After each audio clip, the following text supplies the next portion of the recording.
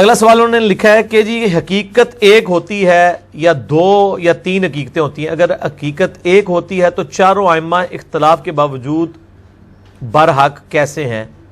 یہ تو میرے بھائی لوگوں کی منہ شگافیاں ہیں نا کہ چاروں ہی حق پہ ہیں. یہ تو بالکل اس طریقے سے ہے کہ یہ جناب گلاس ہے میرے ہاتھ میں، ایک بندہ کہتا ہے جی یہ گلاس ہے، دوسرا کہتا ہے نہیں جی یہ موٹر سائیکل ہے، تیسرا کہتا ہے جی یہ جہاز ہے، چوتھا کہتا ہے نہیں یہ کتاب ہے. تو اگر ہم کہیں گے نہیں چاروں ہی صحیح کہہ رہے ہیں، آخر یہ اتنے بڑے بڑے عالم میں صحیح کہہ رہے ہوں گے، نہیں، کہتا ایک ہی صحیح ہے. حقیقت ایک ہی ہے جو نبی صلی اللہ علیہ وآلہ وسلم نے بیان کی ہے.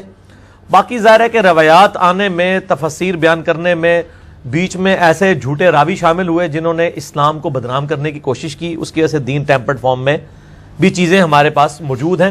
لیکن صحیح اور ضعیف کا فرق ہمارے محدثین نے کر دیا.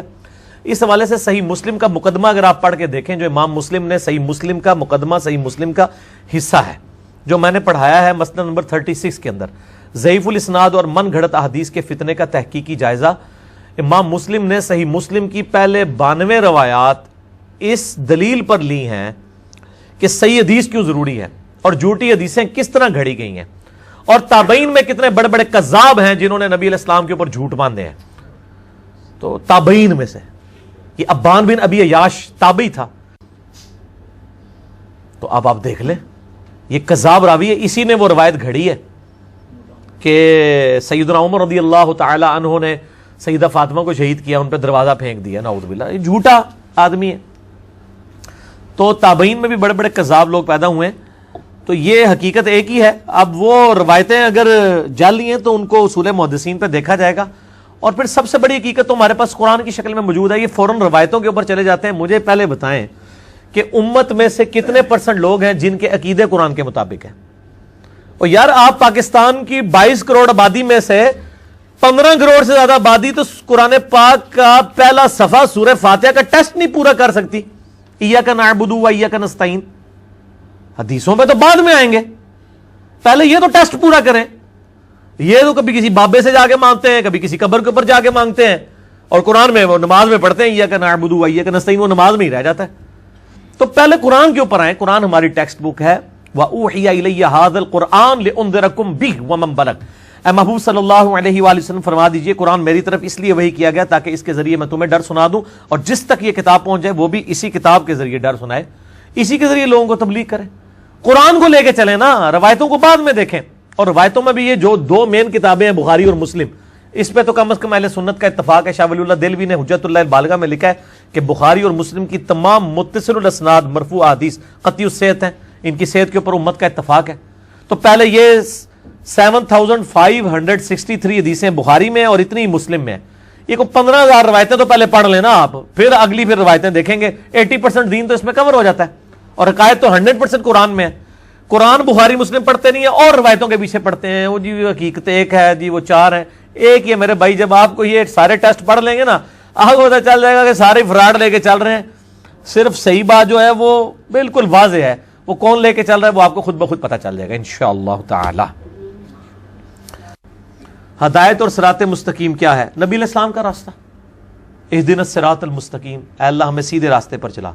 شکر ہے سیدھے راستے پر، راستوں نہیں ہے. صراط الذین انعمت علیہم، راستہ ان لوگوں کا جن پر تیرا انعام ہوا. اور یہ کہتے ہیں جی جناب سارے ہی آگتے نے، تو پھر راستہ کیوں آیا ہے؟ آپ نے جو 4-5 راستے بنائے ہیں اس میں تو ایک راستے والا کہتا ہے کہ جو فاتحہ نہ پڑھے اس کی نماز نہیں ہے، دوسرا کہتا ہے جو فاتحہ پڑھے اس کے منہ میں جلتا ہوا آگ کا انگارہ رکھ دو، اور آپ کہتے ہیں دونوں ہی ٹھیک ہیں.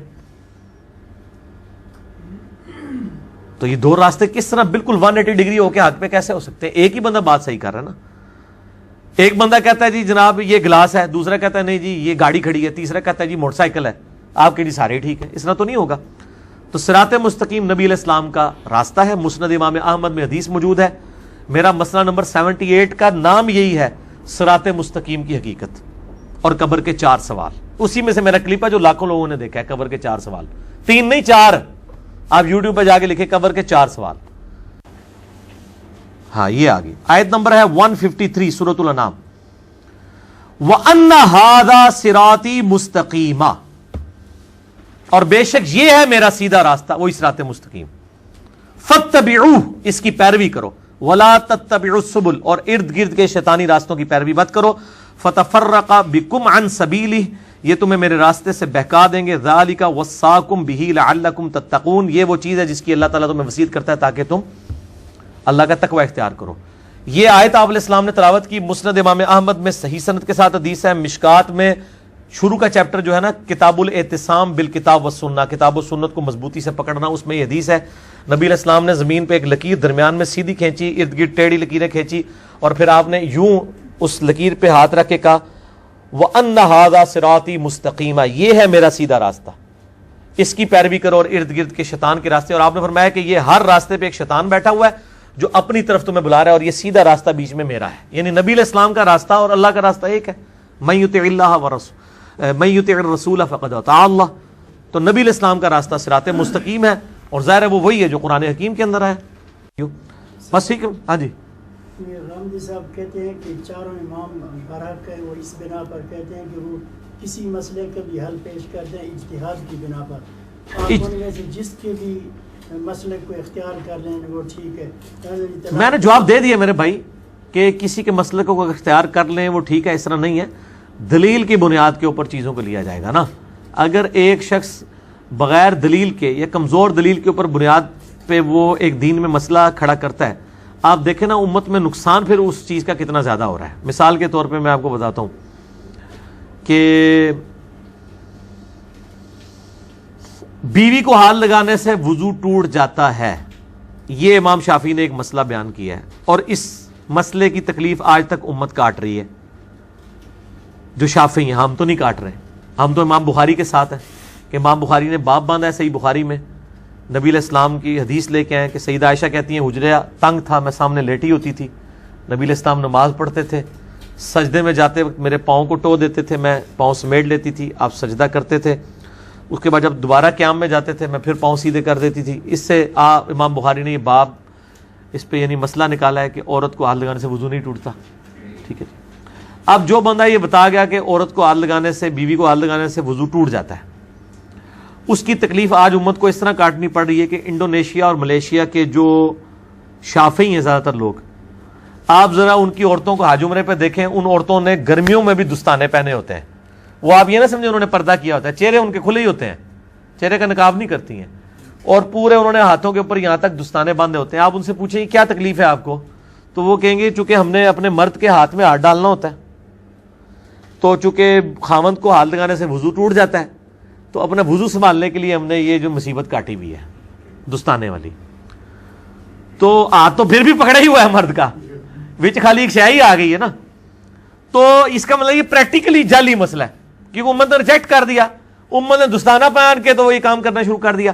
اب اس طرح کے جو جعلی مسئلے ہیں، اس طرح کے مسئلوں کا تو غامدی صاحب بھی بہت مذاق اڑاتے ہیں، جب وہ مذاق اڑا رہے ہوتے ہیں تو اس کا مطلب یہ ہے کہ امام حق پہ نہیں ہے وہ اس مسئلے میں، ورنہ تو خود عمل کر رہے ہو نا، وہ خالی نہ صرف ان چیزوں کو غلط کہتے ہیں بلکہ ان کا مذاق بھی اڑاتے ہیں کہ یار کتنی فضول سا مسئلہ ہے یہ، ٹھیک ہے نا جی۔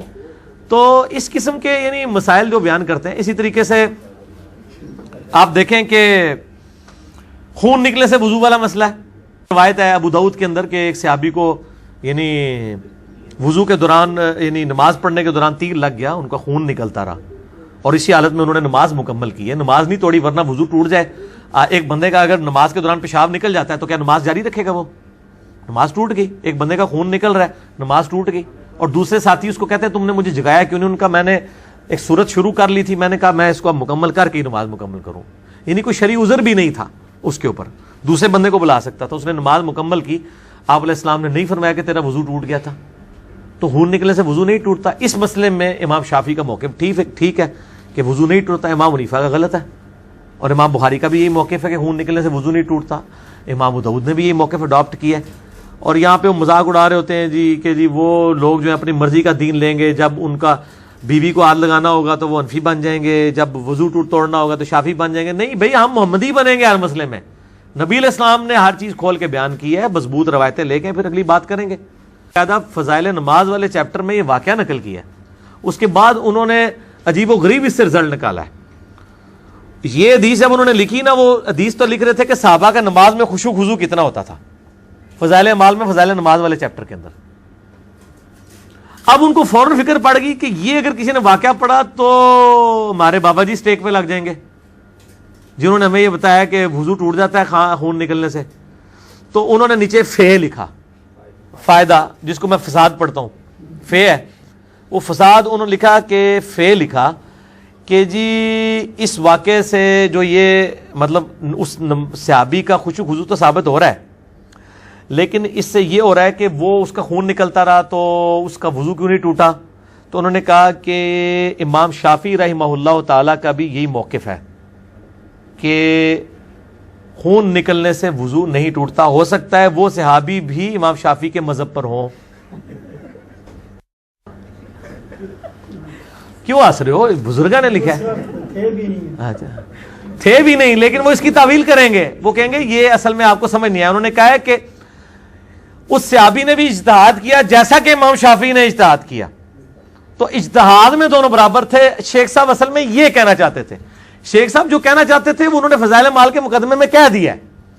فضائل اعمال کے مقدمے میں شروع میں لکھا ہے کہ ڈاکٹروں نے مجھے چند دنوں کے لیے دماغی کام سے روک دیا کیونکہ مجھے ایسی دماغی بیماری لاحق ہو گئی تھی, تو میں نے یہ سمجھا کہ میں ان فراغت کے ایام کو اس بہترین مشغلے میں صرف کروں کہ میں یہ کتاب لکھ دوں جو میرے پیر صاحب نے کتنے عرصے سے مجھے ترغیب دلائی ہوئی تھی.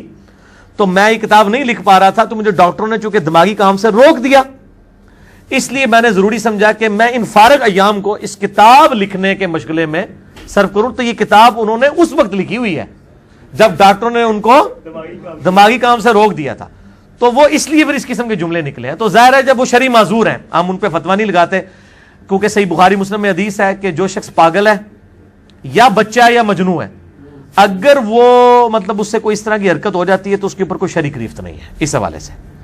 تو اگر وہ انہوں نے خود بتا دیا کہ میں شرعی مریض تھا, اور اب یہ ان کو سوچنا چاہیے تھا کہ انہوں نے یہ کام کیوں کیا اس حالت کے اندر, تو اگر انہوں نے کر لیا تو اللہ تعالیٰ ان کو معاف کرے. لیکن پچھلوں کی معافی کوئی نہیں ہے جن کو یہ پتہ چل گیا کہ ایک بندے نے ذہنی توازن صحیح نہ ہونے کی حالت میں دماغی طور پہ, جب ڈاکٹروں نے ان کو ذہنی کام سے روکا ہے, یہ نہیں یہ سمجھتے ہیں کتاب و سنت کا کام یہ کوئی ذہنی کام نہیں, حالانکہ سب سے زیادہ یہ ذہنی کام ہے. اس وقت یہ انہوں نے لکھا ہے, ان کی تو شاید معافی ہو جائے, پچھلوں کو چاہیے کہ وہ کان چاٹ کے اس طرح کی چیزیں نکالیں. جناب فضائل مال میں ہی لکھا ہوا ہے کہ ایک بزرگ تھے, وہ 12 دن تک انہوں نے ایک ہی وضو سے ساری نمازیں پڑھی.